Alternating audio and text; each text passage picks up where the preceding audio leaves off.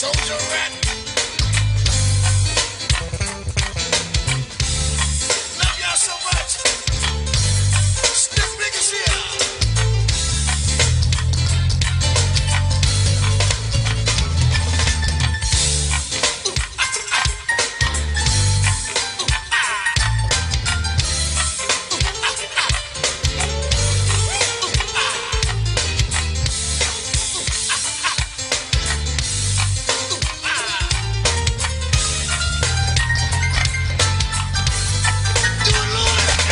Right here with Michael Collier on the Peace of the Morning Show. Michael, tell the people how important it is to join the Peace of the Morning Show. This show is amazing, it's important, it's fabulous. They are sharp, they are knowledgeable, they are kind.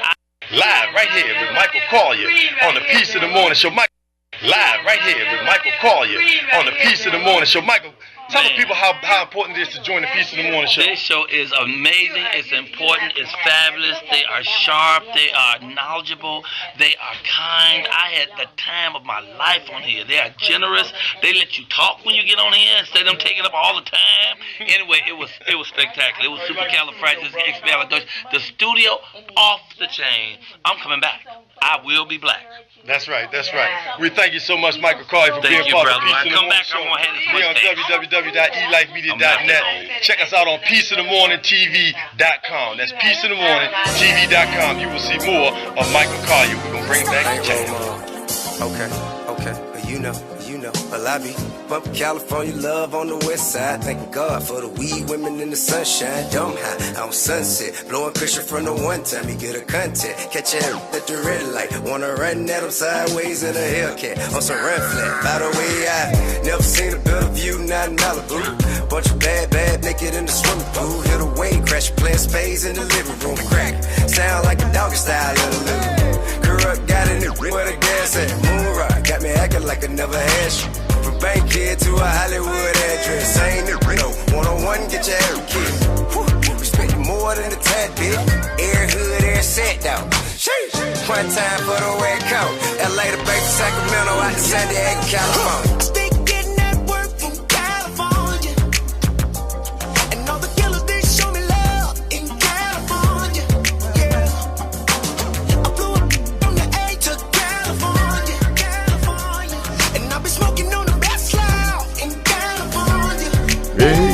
California. Hey, come on. I got to get back to that place to smoke on that palm trees on the hill, the top push back. What's up? Good morning. How you doing? How you feeling? How you grooving? Are you with me this morning? Are you with me this morning? Are you with me this morning? Are you with me this morning? We got Shanika in the studio, and we are about to roll on the Peace in the Morning Show. We about to let it go. If you're checking us out now, we got a brother with a funky sound. He's sitting in the studio, and he is a crooner too, yo. I just need to know that it's the morning. Come on, say what? Talk about that peace in the morning. Ow. We talk about peace in the morning, yeah. We talking about peace in the morning. I say we got Miss T in the studio.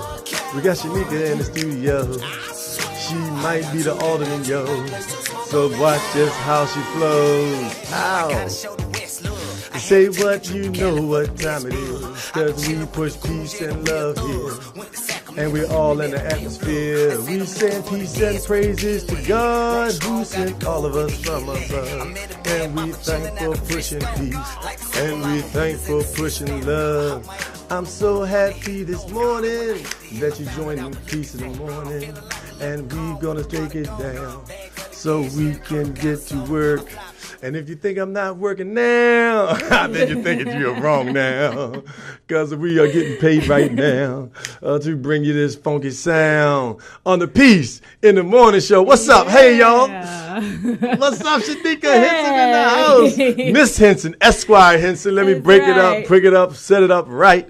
Ladies and gentlemen, welcome to the Peace in the Morning Show. This is Darius Stanton right here live at www.elifemedia.net. And do we have a treat for you? We have a dynamic duo, a one and a two-o. Come on, get with me. If you want to check us out live at the full studio, if you check us out on Facebook Live, what's up? We call it the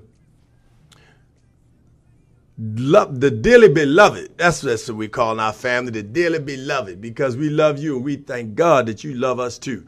We're pushing peace and love on the Peace in the Morning Show. It's an asset-based show. If you want to see the full vision, which we want you to, go to www.elifemedia.net.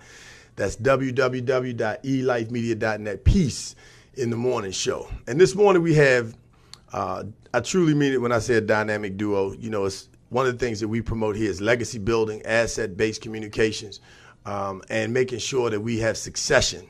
And we had the pleasure of working with two dynamos in their own rights. The first is our guest today, Miss Shanika Henson. Thank you. Welcome to the Peace in the Morning Show. Thank you, Darius. Thanks for having me. Oh, no doubt about it. Thanks for going with the flow. You know, we like to get busy. We like to make music. We like to make songs. We like to make love on the air because we need love in the atmosphere. Don't you agree? That's right. Absolutely. So, you know, we're excited about you running. You're running for the alderman seat in Annapolis, Ward 6. That's correct. And it will be another historic election. Because of the fact that the incumbent, Mr. Kenny Kirby, is not running, and we have two other candidates which are really new on the political scene in a sense, yourself and Mr. DeJuan Gay, who was on the show maybe a week ago.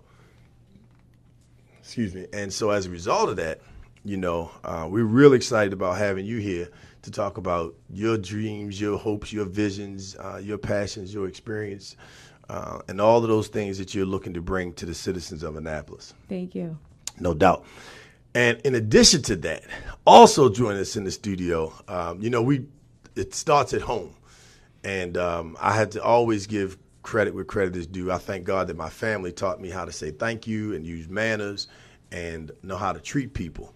And God knows, bless the bridges that bring you across. And, you know, our family is fortunate to have three beautiful young people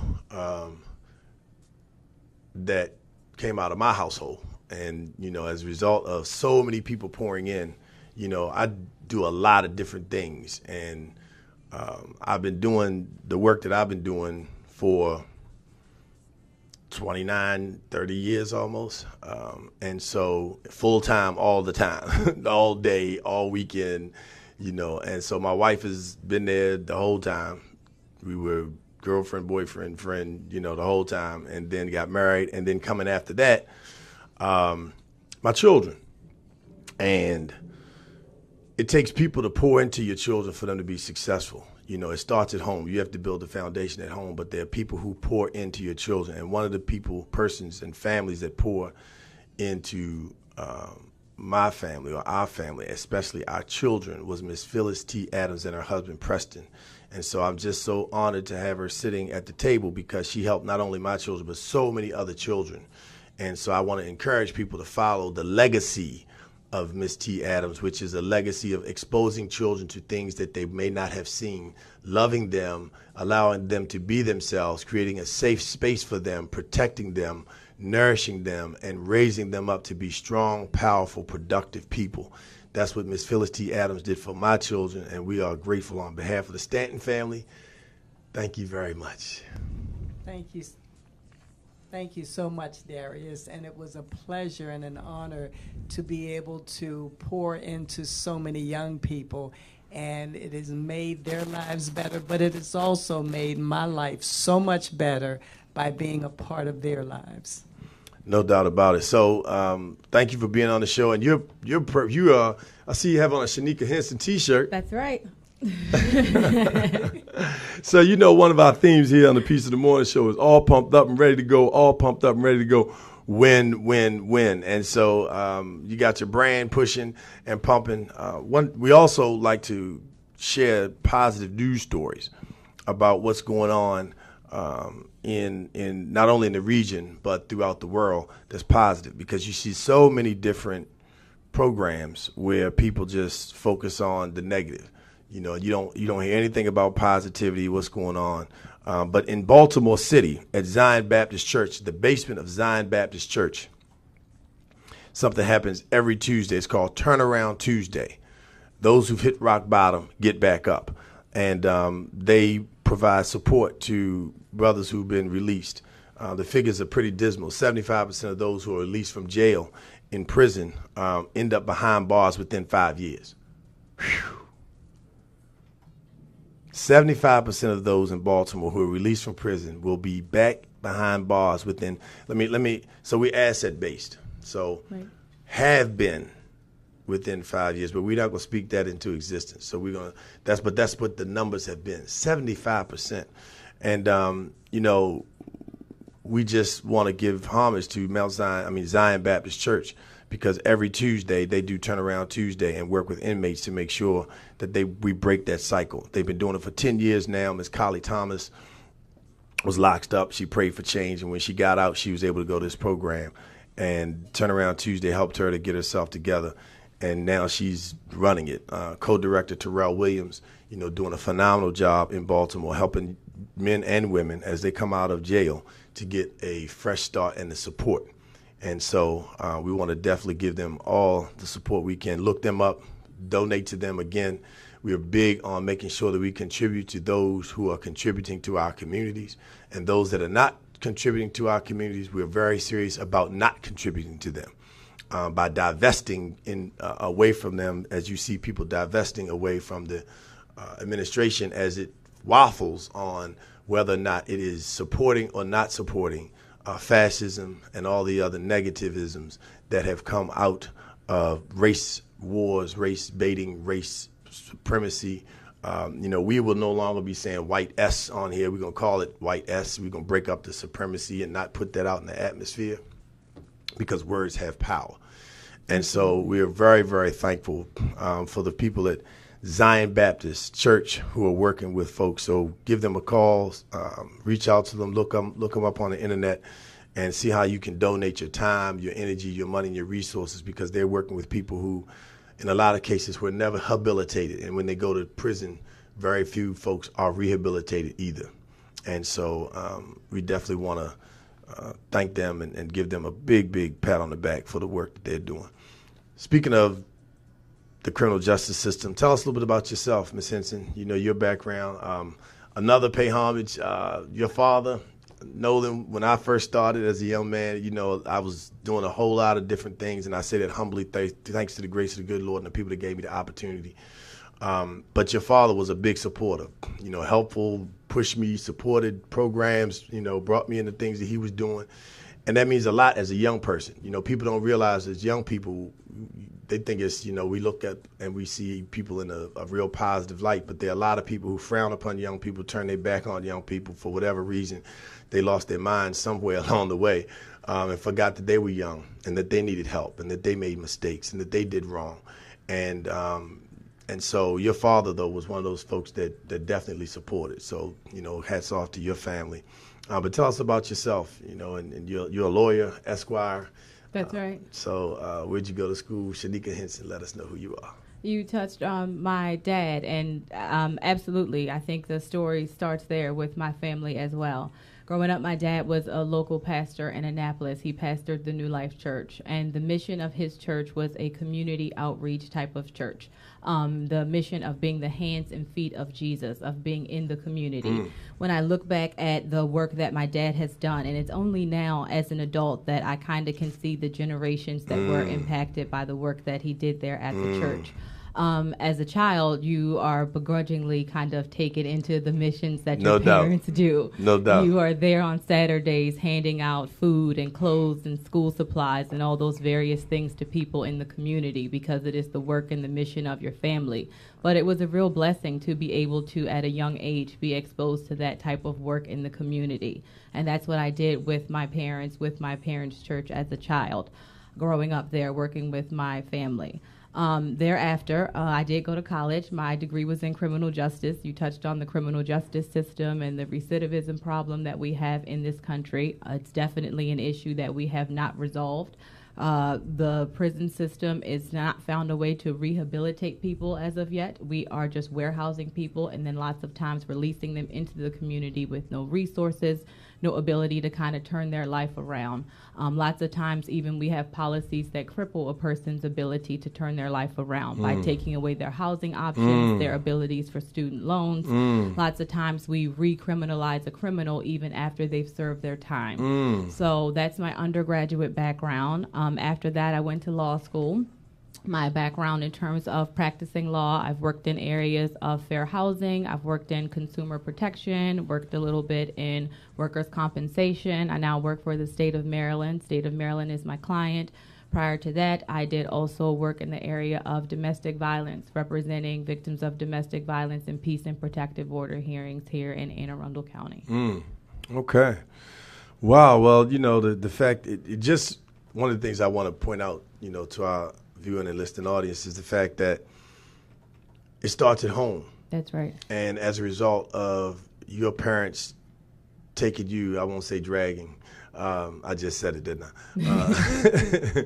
My mom took me all over the place, Cabrini Green and all kinds of places, young as a child, working with communities and children. Right. And look at me now, and the same thing with regard to you, because I know that in running for you filed to run some time ago, and people were telling the very first person. Yeah, people were telling you, you were filing too early, and they were telling you that you need to wait and you need to hold up on your announcement, and you had a fiery announcement on City Hall, which was very bold. We talked about it. I love the power and energy, Definitely talked about how to frame that from an asset-based perspective, but you got a standing ovation at City Hall that night for just taking a stand. And one of the things that I think is important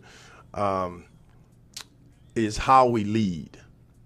How we lead.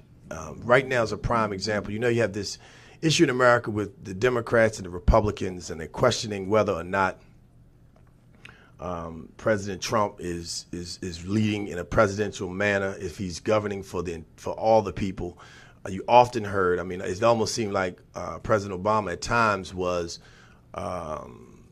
hesitant or tiptoeing through different issues that were coming up because he couldn't seem to be too much into black people because he had to be a president for all people and not a black people's president, so to speak. And I think the fact, what people often forget is that really you're a president of human beings. That's right. This is what you really are. But because we lose sight of that, it becomes problematic. And in your case, one of the things that's going to be so important is how you lead and how you're able to work with folks that don't look like you, that don't come from where you come from, you have no background or connection to, and of different party or affiliation. How do you work with those folks and still achieve the results that we need?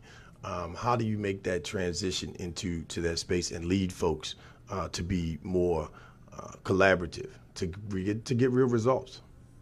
I think that work has started even now. Ward 6 in the city of Annapolis has the highest concentration of public housing of any of the wards in Annapolis. We have Eastport Terrace, Harbor House, Robinwood, and then Bay Ridge Apartments, which is a subsidized community. Ward 6 also has the full variety of Annapolis as well. We have Eastport, which is the traditional Eastport community, not Eastport public housing. We have waterfront properties with the Spa Cove properties as well. We have single-family houses. We have duplexes. We have condominiums. We have market rent apartments. We have everything. So inside of Ward 6, I have had to find a voice that represents the public housing community and then a voice that represents those residents that are not in the public housing community. If you also look at the 8 wards that are in Annapolis City, of the 8 wards, it's very gerrymandered. And I think that the intent there was to make sure that public housing had a voice on the city council. But I think that what also happened is that for some of the other council members, it made people feel like, well, the voice for public housing is that person's job. It's on the shoulders of the representative for Ward 6. That's kind of not my job to do. That's their job. So motivating everybody else on the council to be invested in revitalizing public housing, being concerned with the residents' needs in public housing, will also be that representative's job as well, is galvanizing support from the other 7 council members and from the mayor as well. So you will not only have to represent the diverse needs of the people in your district, but then you will also have to galvanize the support from the 7 other members and then from the mayor as well to get on board with initiatives that support the members that are in your district that are public housing residents. So I've started that work already. I think part of it is an education piece. I think that when you explain to some people what the needs are, how great the needs are, that thankfully lots of people have been on board and have been supportive. Some people just don't know and have not been aware of just how dire the needs are and what's going on there. The average annual income for some of our public housing residents is $11,000 per year. That was the last statistic that was put out by the Housing Authority of the City of Annapolis. When you explain to people that the average annual income of folks is $11,000 per year, lots of people will then change of heart and then get on board with being invested. When you ride through public housing, I rode through, it was after a community meeting, it was maybe around 5 or 6 o'clock. I rode through Robinwood one day. And when I rode through Robinwood, I saw women in nursing scrubs. I saw men that had on reflector vests and all types of construction equipment. These were people who had worked a full 40-hour work week, just like you, just like me. But at the end of the 40-hour work week, the wages that they had were only enough to live in public housing. And when you explain that to people, they then understand that it's not that public housing residents aren't trying as hard as they can, but that sometimes even after putting in a full work week, the wages that we are paying people in this country still only allow you to live in public housing. And then when you take it one step further and explain to some people the subsidies that they are getting from the federal government. If you have an FHA mortgage, the traditional mortgage requires you to pay 20% down payment, and FHA only 3.5%. The rest of that is subsidized by the federal government. So while you are not living in public housing, you still have a federal subsidy that is helping to support you as well. So you are having subsidies just like the public housing residents are having subsidies. So we can't take with one hand and then deny with the other. So I find that lots of times for me, bridging the gap is just kind of showing the similarities that are there.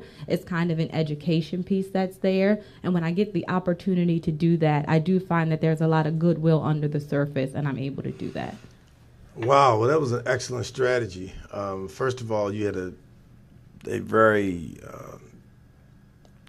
good sense of your community. I just so happen to know because I'm from Annapolis, so I know that. I walked over those pipes.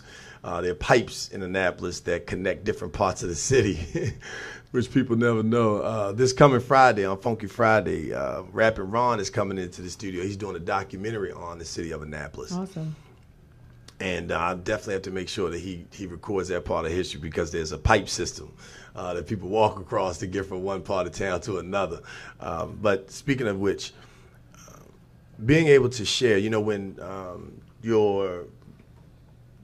the other young person that's running in your district did the air conditioning giveaway, there were a lot of people who were responding on social media very negatively to him doing that and saying, that if they made X amount of dollars, if all they had to pay was nothing or a little bit, they would have enough money to buy air conditioning. They make sure they get air conditioning. You shouldn't be giving them this. You shouldn't be giving them. It was very, very mean-spirited.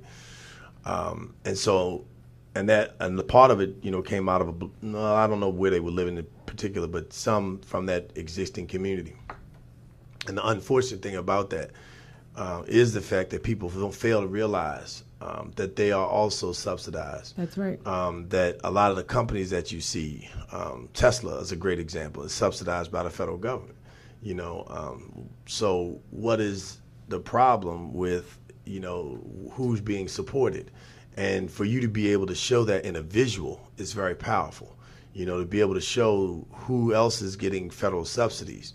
I mean, I think even a matrix that would show an outline, the folks that are receiving various types of federal assistance will immediately, as you said, shift it, because people don't think about it. They forget. That's right. And so it's important to do that. You also mentioned public housing in a sense of the imagery, and what people think they see as a result of that. So another major piece, I think, in the solution that you mentioned was being able to identify, and we need to change the image, because once you hear it, you think certain things based on what you see. And so if there are tons of people, as you said, who are paying, some in cases of paying market rent. That's right. And living in public housing, and a lot of people don't know that, that market rent today, more than half the country cannot afford to live in the rent markets across the country. There's a study out about that right now. So touching on that is really key. Tell me a little bit about some of the things that you think are important that you don't see happening currently in your ward that you want to bring to the forefront. One of the first things that I did when I started the journey to run for office was I started with doing surveys. And I started to reach out to people with a list of things and then the option to write in and say, what is the most important thing that you want to see change in your community? The top thing that people responded to was public safety. People felt like that was the most important thing that they wanted to see change. So I've tried to format my campaign in a way that would reflect the needs of what people wanted to see change. I had some other things that I had on the agenda as well, but I wanted to format my campaign in a way that reflected the needs and concerns of the constituents. For public safety, I think that it's a well-settled area of social science that the connection to socioeconomics and to crime are there, and they are interlinked. That when people don't have the resources that they need, that they often turn to crime. I once read it was a quote, and it said, people in a 750 credit score neighborhood don't riot. It was a quote in a much larger context, but it was saying that to say that when people's needs are met, that lots of times they don't find themselves in those situations where they are resorting to crime. So one of the things that I would like to do is bring more economic opportunities to the city of Annapolis. When you look at the state government in the state of Maryland, of the 20 principled agencies of the state of Maryland, I'm talking about the State Department of Aging, State Department of Transportation, State Department of Agriculture, all those principled agencies. You would think because we are the state's capital that most of them would be there, but only 2 of the principled state agencies are located in the city of Annapolis. I think because we are the state's capital and we bear the burden of having the state's government in the city of Annapolis, we should have more of the principal state agencies. I think those state agencies should then partner with the city schools, and they should be training and developing our students to occupy state jobs, which are career opportunities for the students. If we have more of the agencies there, I think those are pathways for our residents to have careers as well. I think that those are opportunities for people who might not otherwise be exposed to certain professions to have the opportunity to be exposed to those professions. So if I were elected to the city council, that's one thing that I would certainly be advocating for. I think that for some of the other residents, transportation was some of their concerns as well, traffic in particular. When you live on the Annapolis Peninsula going in, anytime that there is just one hiccup, you get stuck, traffic is snarled if you live on Forest Drive or West Street. Those are kind of your only ways in, only ways out of Annapolis. But I find that a lot of the traffic is ingress and egress coming in and out to get back and forth to work. If we had more opportunities to make a career in the city of Annapolis, perhaps we wouldn't have the traffic congestion that we do. Having more of the principal state agencies located in the city of Annapolis might also alleviate some of that traffic as well. So some of the solutions and things that I'd like to bring to the city kind of would bring relief to some of the problems in a multifaceted way. Also, some of the things I'd like to champion are some more of the environmental initiatives. Speaking of environmental, I apologize, but I understand that you were just the word not just supported, but endorsed. That's right. By Thank you. a environmental organization. Is that correct? That's correct. The Anne Arundel County chapter of the Maryland League of Conservation Voters did give me their endorsement, so that was wonderful to have their support for my candidacy. It was an incredible honor to have their support. And with that, I would like to keep the environmental work that the council has started going and also champion some new initiatives as well. If you are a resident and you live in an apartment community in the city of Annapolis, it is very hard, almost impossible, to have recycling services there in your apartment. So if you think about all the waste products that we have that are recyclables if you live in an apartment, and if you think about the density of an apartment complex, that's a lot of recyclables that we are sending to our landfills and missing the opportunity to recycle those goods.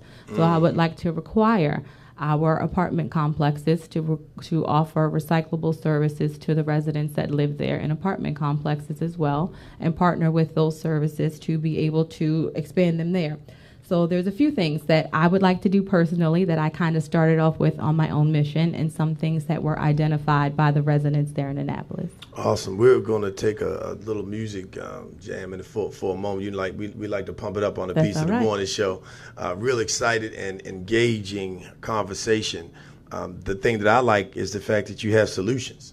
You know, that you're bringing assets to the table. You talked about bringing additional state buildings to the state capitol in the city of Annapolis to be able to garner more of that state revenue, but also, more importantly, the intellectual and human capital of those folks who are working there every day that could be contributing to the city of Annapolis and children across the board, but also the fact that that would also give people opportunities, which will help to bridge that economic divide that is taking place in the city. Which is very clear. So I'm excited about that. Would you talk a little bit about, there's been we just had another death this past weekend, I believe. Unfortunately, in Baltimore City, got engaged in the ceasefire, which was led by the folks in the city of Baltimore, which is supported by the mayor and the state's attorney and a number of other city council members. But Annapolis saw 12 homicides last year. And quite frankly, there were a lot of politicians, a lot of elected officials who sat on the fence far too long. For it to be the state capitol, the governor sat on the fence far too long. 12 homicides was a historic number. It had never been 12 homicides in 12 months in the city of Annapolis since they've been recording it. But there were more shootings. There could have been a whole lot more homicides. The county executive, again, I just did not see, I would have thought they would have come together, the mayor, just like they did when the fire took place in the city of Annapolis with the yacht club. The governor, the mayor, and the county executive were all on the grounds that day talking about rebuilding it. And, the county executive has done a lot of good things in his first term there, Steve Shue. In this particular instance, though, he wasn't at the table, and the resources did not come to bear until, they were forced by the community. And I think the community has a responsibility, and I'd like to find out from you, what is it that you see as a strategy to address the violence, because a number of those incidents have taken place in your ward, and not just because of public housing, but just public housing as a component of that, but not only in public housing. But how do you see addressing the violence? If we could get ready, Roland, to roll us out and give us a little music when we come back, talk with Miss Shanika Henson, who is running for Aldermanic District Ward 6. And so, ladies and gentlemen, when we come back, we're going to talk about the violence and how she sees a plan to reducing the violence in our communities in the city of Annapolis, here on the Peace in the Morning Show.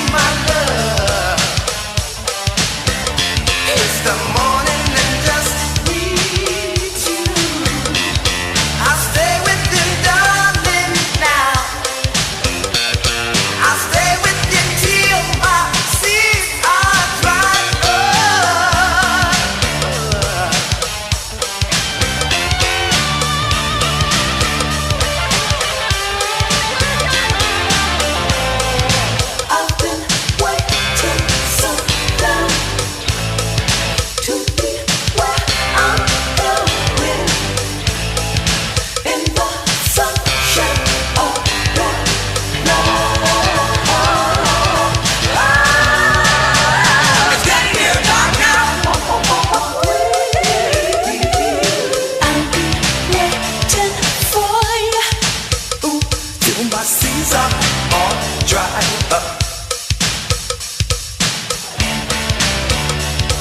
See, it's getting near dark,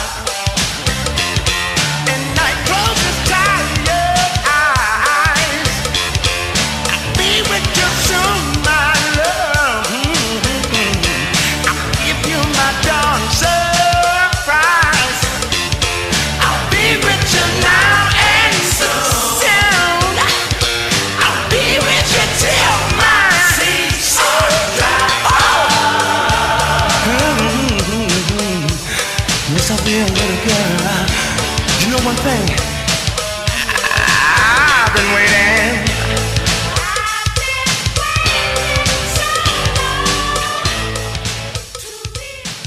All right, welcome back, ladies and gentlemen, dearly beloved. Welcome back to the Peace in the Morning Show. This is Darius Stanton in the studio with the dynamic duo of Miss Phyllis T. Adams, Light It Up with AAA. Gotta give them a shout out promotion for Light It Up with AAA, black-owned female business here, or family business here in the state of Maryland. So thanks for being on the show. But you also have another role today as election campaign manager. I remember when we talked about it, I was like, T called me up. She said, Darius, I'm I'm setting up a campaign, blah, blah, blah. I was like, whoa, okay, you doing what, T? How you gonna put that on your plate, T? And all the stuff you got going on, but you made it happen. And now, to your credit, Ms. Henson, for identifying talent. That's a big deal. People need somebody to support their campaign because you got to trust their judgment, you got to trust their integrity. A whole lot of things happen in politics, as you know. But we have also Ms. Shanika Henson, who's running for the Ward 6 councilman seat in the city of Annapolis, which is the capital of the state of Maryland, one time the capital of the United States of America. And even though we're broadcasting here in Maryland, we have folks all the way from Taiwan, Morocco, Ethiopia, Gambia. I just got somebody who shared it from Ethiopia. So we are, all over the world with this show.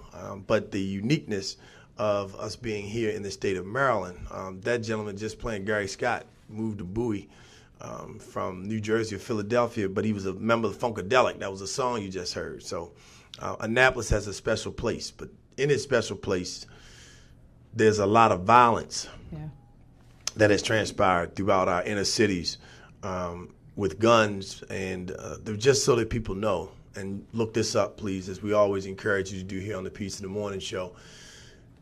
The majority of teens that are carrying handguns are not carrying them to commit crimes. They're carrying them to protect themselves. They are in fear of their lives. So if we have a homeland security, I would think that we would be focused on removing guns from the street and stopping guns from coming to the street. Where's the homeland security on stopping guns from coming to the street? Where do you see large gun busts? Where do you see drug busts? You see large cocaine busts, you see large meth busts, you see large marijuana busts, but how many large gun busts do you see in the United States of America? And how come nobody's asking that question?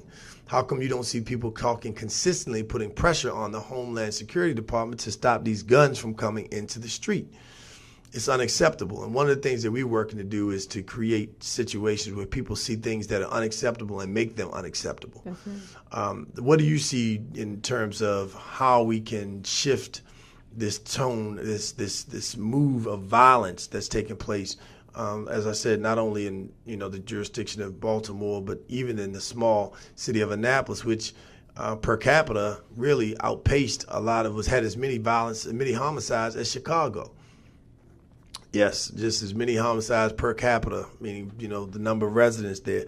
So how do you see, Shanika, being able to address the issue of violence and the homicides and shootings that are taking place in the city of Annapolis? First, anytime that anyone brings this issue up in the context of a campaign, I hesitate on it in some way, because each of these lives that were lost were personal to each family member. And each person occupied a special place in their family and in the hearts of each of their relatives. And when you see the tributes that pour out for each of the victims that were lost to gun violence in the city of Annapolis, It is absolutely heartbreaking, and it underscores to you the reality. It underscores to you the permanency of gun violence and how absolutely devastating it is. And it is so much far-reaching beyond a campaign in a political season. As a person who is stepping up to be a leader, I absolutely have to address it, and so I do.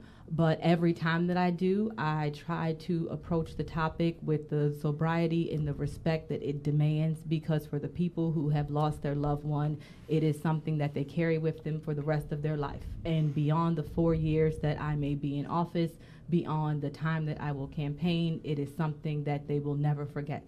So I try to handle that as respectfully as I can. I think that you touched on it already. One of the main solutions that I would have is a higher level of investigating. I think that we have to go beyond just, and it also, one of my approaches as well is the officer interaction too. But I think the number one approach is going to be a higher level of investigating. I think the person that's standing on the corner and the person that's pulling the trigger is likely not the person that is bringing the drugs in, if there is a connection to the opioid epidemic and if there is a connection to the drug market. I think that that's likely not the person that is bringing the drugs in, if it is a connection to the drug or the gun trade. I think that we have to have a higher level of police investigation, and we have to invest in that higher level of investigation. I think that we have to partner with agencies that have those resources. If that's partnering with the federal agencies that have those resources, if they have those types of resources where they have detectors that can detect those guns, if they have the types of resources where they have officers that can investigate where they are coming from and what the sources of them are. I think that as a local police department, we have to have a higher level of getting to the sources of those things and not just waiting for something to happen and not just discovering it in a car, but we have to get a higher level in terms of our thinking, our thoughts, and investigating those things on a whole different way. I think the second level in terms of engaging our law enforcement community is having community policing strategies. I think that we throw that term around, but I don't know that we are implementing community policing. Let me jump back for a moment, because you did probably, I've been in this field for, as I mentioned, a long time, and served on mayoral transition, county executive transition teams, understanding the inner workings in the criminal justice system, contracted with Department of Juvenile Services. It's a lot of different spaces. But I say all of that, though, because what you did was you articulated a strategy that works towards the root. The mayor in Baltimore and some members of the city council just passed, I believe, for the first or second reader, a law that would make it mandatory for a year sentencing for guns. She had a lot of other good proposals. One was free community college for high school seniors coming out of Baltimore that are attached to her overall approach. But the fact that you were able to look at addressing the root cause and cutting it off at the pipeline and not just dealing with the end of the pipe, which happens to be young people in African American communities, largely, which is why we have that, one of the reasons why we have the significant incarceration population, being 25% of the world's incarcerated population, yet we are less than 15% of the world's population. But you talked about where to cut that off. And so I wanted folks to be able to understand that it does not start at the street. It only ends at the street. And we need to really go back to where that is and being able to partner with those other agencies and organizations and forcing their hand. That's right. Is something so critical. And what they fail to realize is the crime and all those things, it impacts lives. I mean, it impacts the economic situation. But what you also did was you humanized it. And I think that's very important to note. As leaders, people often get so caught up in talking about the issue, the vernacular that is associated with that, but they didn't do what you just did. And the sister out of Baltimore who's formed the Ceasefire, Erica Bedford, I believe is her name. I may not be pronouncing it correctly. But one of the founders of that movement has now started to post people's pictures every day that are being killed. and telling a little story about them so that people can, feel it again. Yeah. And you humanize that. And a lot of people lost their family members. A lot of people, children are being locked up and gone to jail for, decades as a result of this violence, as a result of this drug trade.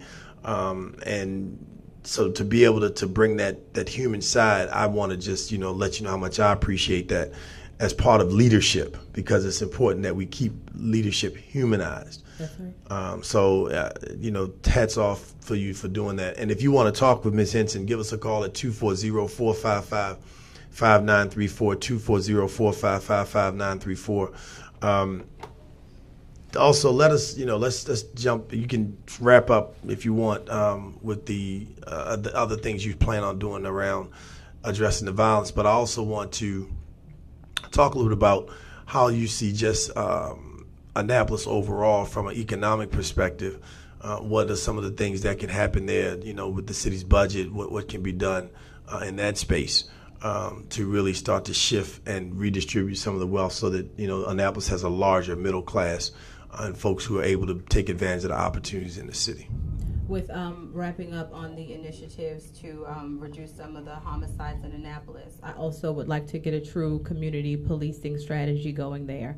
I think that when you build trust between law enforcement, you said true. So what is let me let you elaborate. But you said true. So how do you bring about a true sense versus what you're currently seeing?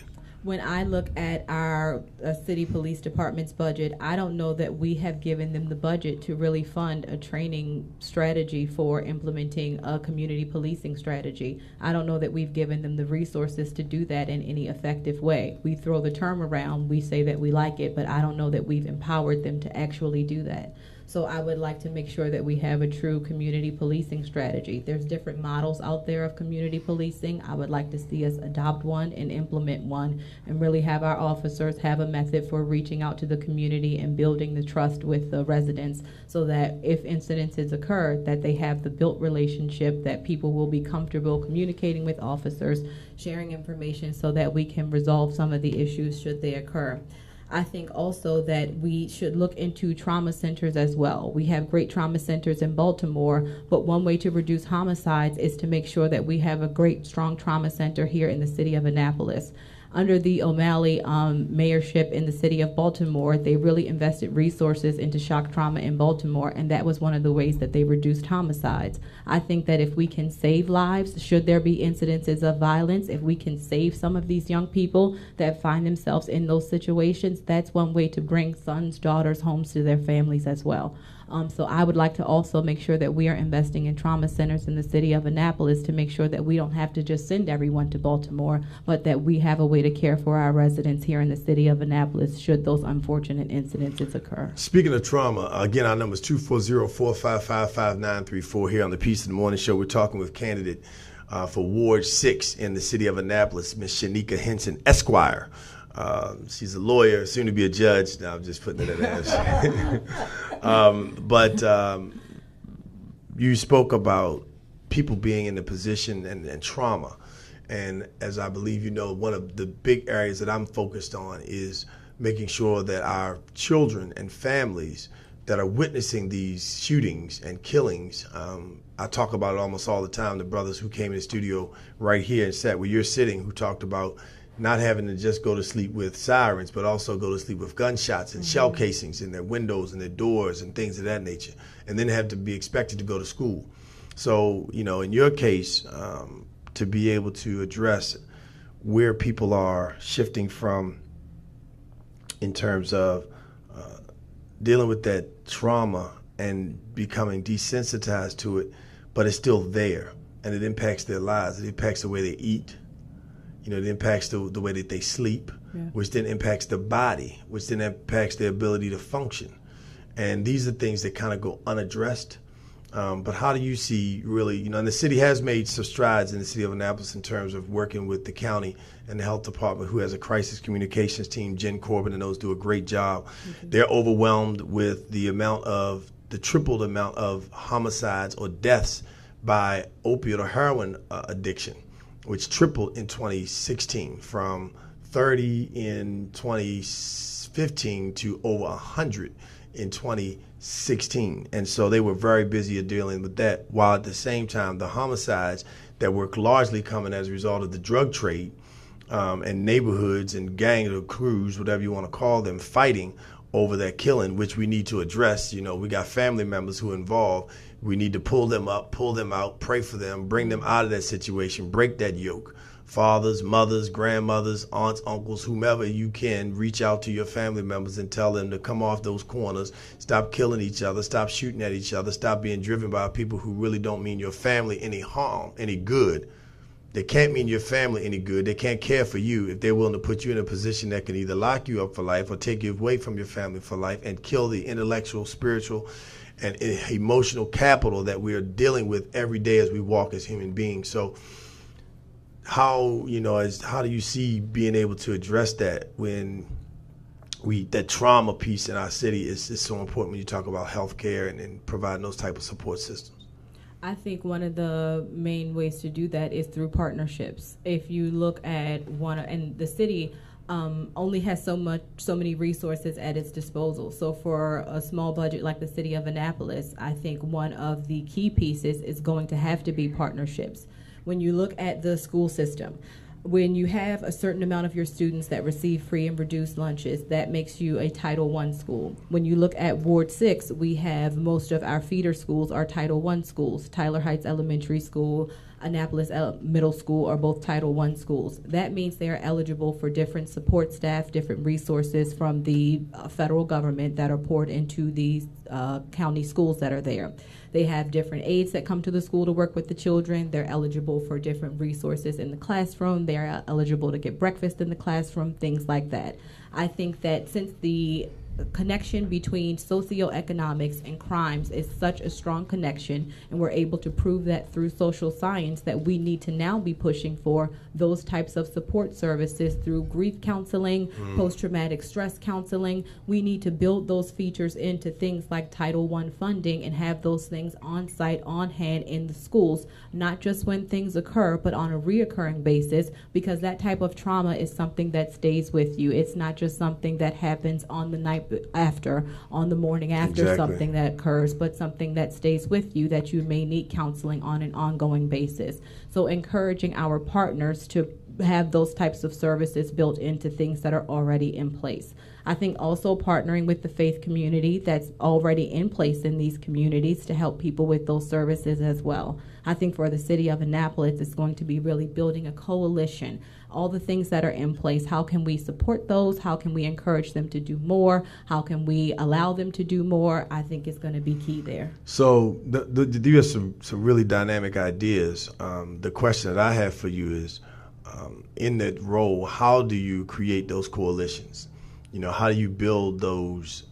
There are folks who build programs or events, but how do you create systems that first get off the ground, but then stay? It's great events. I'm not against events, and I think they have their place, but I'm really focused on sustainable systems. And you speak from a systematic perspective, but the question is, how do you garner the human resources and motivate people to be involved to impact or put these plans that you're talking about into place? I think we're at a time where the national mood in the country, people are motivated for a variety of reasons. And if there ever was going to be a time where we could get people to be motivated to be on board and invested in doing things differently and shaking things up, I really feel like the time for that is now. And that's actually the slogan for my campaign, is the time is now. We have to capitalize on this national mood for doing things differently. I think we have seen what happens when the apathy sets in and things kind of calcify, and we think that we can just go along with business as usual, and we have seen what it has gotten us. And I think that we have to take hold of the national mood to do something differently and do that now. I think in terms of those things living beyond me, I certainly would put in place memorandums of understanding, different things like that, to make sure that these programs were not just there during my time, but were legacy things that continued beyond, incorporating them into legislation, into policies, into resolutions in terms of the city council, but I certainly would build a framework to make sure that we were able to continue these things. When I told you we're coming on the show, I said that, we're an asset-based show, and so we definitely work on making sure that we don't attack people. But you would be challenging you. So, but you made it hard for me to challenge. And so the folks who critique me will say, Darius, you got to push back even if you believe in it. You got to bring it out. I have people that coach me and say, hey, you got to do this. Hey, you got to do that. And anything that you have to help us do better here on the Peace in the Morning Show, please let us know. Send it to us publicly. Send it to us through our website, which is peaceinthemorningshow.tv. peaceinthemorningshow.tv, or you can give us a call at 240-455-5934. Our Facebook page, which is Peace in the Morning Show with Darius A. Stanton. Please go there, share your reviews, give us 5 stars, give us whatever stars you think we deserve, but most importantly, give us critiques on what we can do better here on the Peace in the Morning Show. We want to improve and we'll give you the very best product that we possibly can. So tell me, if moving in your as you move into this role, what are some of the things that you would have done differently, some of the things that you've embraced that you see as areas that you could improve in, that you want to do better as you potentially walk into the seat? Because you may very well be the next candidate, the next alderman, alderwoman of Ward 6. Ladies and gentlemen, Ms. Shanika Henson, that might be a reality. You're very close to that. And so as a result of that, what things do you see, that areas that you've grown, that you would shift and change? In terms of my running for office? Yes. I think that every day it's a learning experience. I think that I have learned to maximize the potential of every moment and to leave no moment wasted. That knocking on doors and meeting as many voters as I can has been a wonderful strategy, and I think that I would make sure that in retrospect I knocked on doors even sooner. I think I kind of waited for the weather to break, and I kind of started off with a hesitancy, like I'm unannounced and uninvited knocking on people's doors. That's rude and it's intrusive. And so I had a hesitancy in the beginning about doing that. I kind of wanted to wait for it to be warmer. Sure, it's tense. That's not an easy road to hoe. People don't understand the dynamics in which, to lead. It takes quite a bit. If I had known people would have been so receptive and so kind, I would have started even sooner on knocking on doors. Wow. So that's something definitely, in retrospect, I would have done differently. I think I also would have engaged the media a little bit sooner as well. I think in the beginning of my campaign, I started off with just my core supporters, and I kind of kept some things close to the vest. I didn't engage the local media early on in the campaign, and if I could do that again, I probably would have engaged them a little bit earlier as well and given everyone the opportunity to kind of weigh in, check us out, and see what we were doing as well. So the time as it applies to the economic situation, how do you see that shaping and affecting Annapolis and what's going on as you see the local and national trends financially? Annapolis with its heavy tourism economy, what else do you see with regard to the city's budget and some of the things that can be done from a financial perspective to really help include more folks in that middle class perspective, but also just really creating opportunities for folks to start businesses and things of that nature? What would you do from a financial perspective, the city's budget, and being able to help move the city forward from that perspective? I think there's lots of things I would like to do with the city's budget. It's kind of voted on in different pieces and packages in the budget. There is the capital budget and then the operating budget. I think that with the operating budget for the city government, we have kind of used bonds and bond debt to finance some of the regular expenditures of the city budget. And I am not a fan of taking on bond debt to finance regular expenditures of the city budget. I think that we have enough money in the funds of the city government to finance our regular expenditures in the operating budget. I'd kind of like to see more of the bond debt go towards the capital expenditures and some of those kind of big ticket items items that we only do once or twice maybe, like if we're putting in new sidewalks or doing something like that, but not financing those regular salaries or reoccurring expenses with the bond debt. So I'd like to see us kind of make a shift there and do some things differently with the way that we finance things in the city government. I think also where would you pull, if you made that shift, what would you recommend that revenue come from to cover those routine city expenses? I think we have it there. When I look at the numbers in the city budget, the main source of income for city budget is the property taxes that's collected there from the properties in the city of Annapolis. I think we have enough there with our property taxes. We had a $330,000 surplus that was on the books there. With the property taxes, the mayor was contemplating refunding that money or saving it for a rainy day, doing something different with the money there.